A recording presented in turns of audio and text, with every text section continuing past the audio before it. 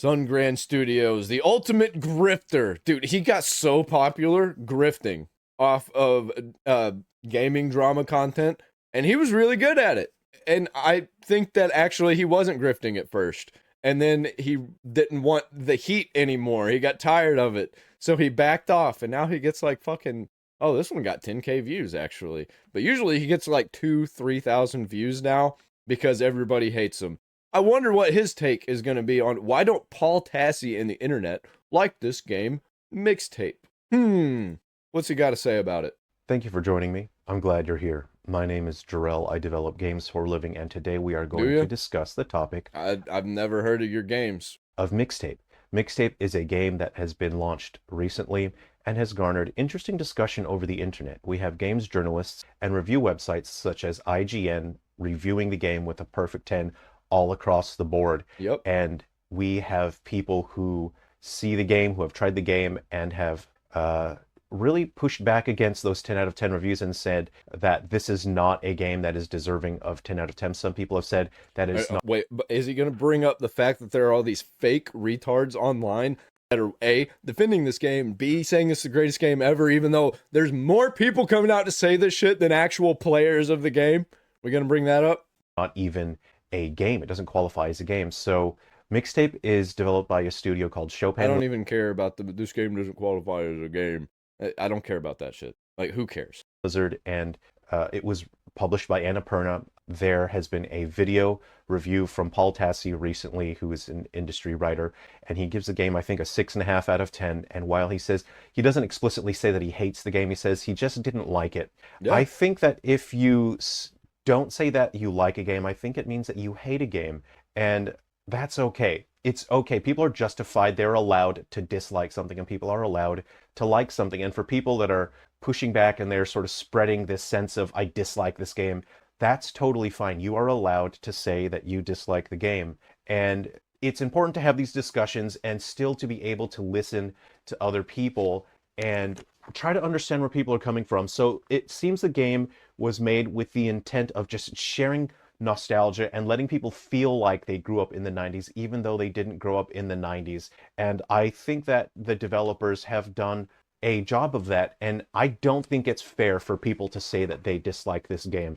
I think for people to sort of spread this negativity about Mixtape, I think those people are being small-minded and they're just a hate mob, and they're following a trend. They're just like this trend of people. Okay. I like this video so far. This is good. This is good. Online, like, oh, let's hate something. It's so cool to hate something. He's basically pointing out the fact that everybody's just saying this shit for views. It's all for views. Both sides, by the way. People absolutely shitting all over it. That's for views. Everybody absolutely glazing it. That's for views. Something. And Mixtape, I don't feel personally that Mixtape does deserve all of the hate that it is receiving online. And the reason I feel that way is because the music in Mixtape is so good. It wasn't composed by anyone. It doesn't have an original score. What they did was they licensed music that people already like, and they recognize. And most of it was garbage. And that's such a great strategy for a game, because if you know that your product doesn't actually have its own appeal, then you can steal appeal from something else. And the way to do that is to use a product or a piece of media that people already like. In general, you can use this kind of cultural, historical appropriation to enhance your work. But if your work has nothing to actually enhance, then just steal the appeal of something else. And so that's why we have a lot of 90s music. And I like 90s music. I like when I hear a song that I recognize, it makes me like the thing that I'm watching. And you know what? I like skateboards, I like headphones, I like rebellious attitudes. You know, some of us did have a dad growing up that was a cop. Some of us were obnoxious, insufferable assholes when we were growing up. And so that's why some of us can really relate to the story of Mixtape.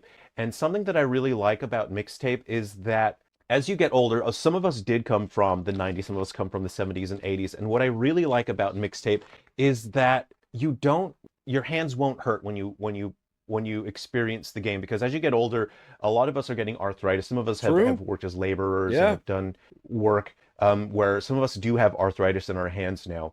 And so it's hard. Like you want to play a game like Tekken or Street Fighter, And that can be so difficult and painful, and it's just not inclusive.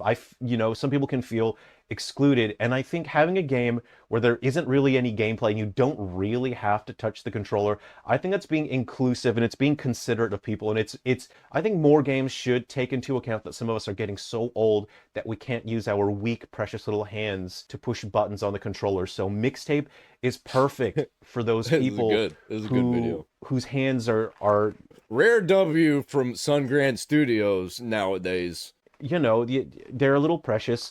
And so this is the perfect experience. So if you just want to listen to some cool music and look at colors on the screen, people are saying that the game doesn't deserve a 10 out of 10, but I am going to share my personal thoughts and my review on that. And is this a 50? Fuck. Oh my God. Okay. Yeah, I think that Mixtape is just as much a game as that Black Mirror episode on Netflix, that like choose your own adventure.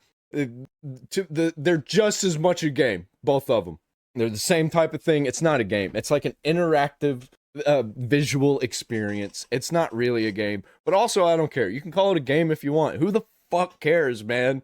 It doesn't matter. At the end of the day, it's all entertainment, and this is just drama farming from all of us, including me. I'm fucking farming this drama.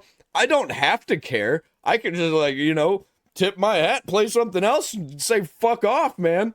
But no, I'm getting engaged with it too. So this is a 10 out of 10 for me. Mixtape. The only thing is, I'm not getting any money or attention for it. I'm actually giving my real takes and opinions. Is basically the best game that I've ever played. I disagree with Paul Tassi and Oh man, I said that on Threads, and then in the replies, I said, I'm just kidding, guys. I just wanted to see what kind of retards are gonna fight in my replies. Clearly, I cannot agree with anything that Paul Tassi has said because Mixtape has such good music. Oh my God, you guys. And Live. They used the best song in the whole soundtrack for the ads. The fact that it's so good. And this is going to be my game of the year. This is a 10 out of 10. It's so good, guys. Mixtape is so good. Oh, I didn't actually play I don't it. like any of those bands except Smashing Pumpkins, and I barely like them. It only lasts 2.5 hours. I'm not going to waste my time on a pretend game that only lasts 2.5 hours. I didn't play it. I'm just signal boosting. But it's so good. Oh my God, you guys. 10 out of 10. You have to play Mixtape. Oh my God, it is so good. If you watch somebody play Mixtape, it's the same thing as playing it. Pretty much. I mean, I guess you don't get to click some lights in a car and headbang.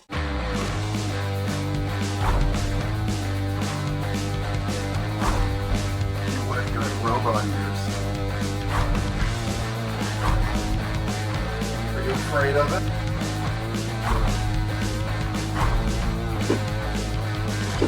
Everything we've heard about is true.